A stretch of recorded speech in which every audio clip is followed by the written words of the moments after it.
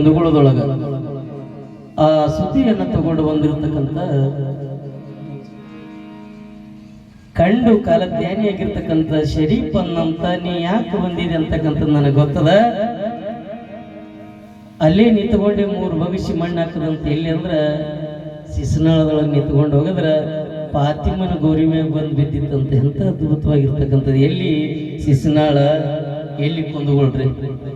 ಮಾತ್ಮರಂಗಿಲ್ಲ, ತಿಳಿಯಂಗಿಲ್ಲ. ಅವು ಭಾಳ ಹಿರಣದ.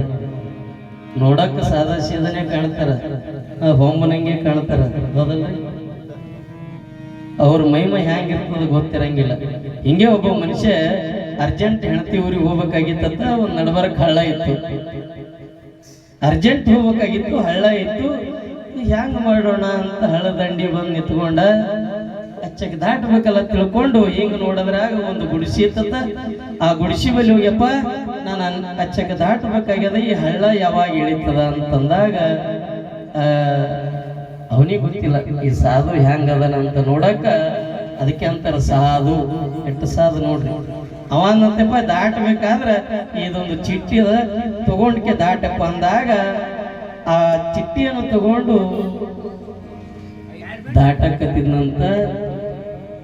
ನಡಬರಕ ಅನಮ ದಾಟ ಕಟ್ಟಿದಾಗ ಅವನಿಗೆ ಸಂಶಯ ಬಂತು. ಏನು ಕೊಟ್ಟನಂತ ಸಾಧು ಅಂತ ತಿಳ್ಕೊಂಡು ಬಿಚ್ಚಿ ನೋಡಿದಾಗ ಬೂದಿ ಇತ್ತು. ಇನ್ನೊಂದು ಸ್ವಲ್ಪ ಆದ್ರೆ ಅಚ್ಚಕ್ಕೆ ದಾಟಿ ಹೋಗವ. ಆ ಬೂದಿ ನೋಡಿ ಅವ್ ಸುಮ್ ಕೂಡ್ಲಿಲ್ಲ, ಮನಸ್ಸು ಕೂಡಿ ಮಂಗೆ ಇದ್ದಂಗ. ಅದಕ್ಕೆ ಹೇಳ್ತಾರೆ ಮನಸ್ಸಿಗೆ ಮಂಗ್ಯ ಅಂತ ಹೋಲಿಸ್ಯಾರ. ಆ ಮಂಗ್ಯ ಅಂತಕ್ಕಂಥ ಮನಸ್ಸು ಏನ್ ಮಾಡ್ತು, ಇದೇ ಬೂದಿ ಕೊಟ್ಟ ಅಂತ, ಇದೇ ಬೂದಿ ಕೊಟ್ಟ ಅಂತ ನಡಬರಕ ಮುಣಿ ಕಲಸದ. ಹಂಗ ಶರೀಫರವರು ಹೇಳ್ತೀವಿ, ಕಂಡವನ ನೀ ಸೋಕಿ ತನ್ನ ಮೈಯೊಳ್ಳು ತಾಕಿ ರೇ ರೇ ರೇ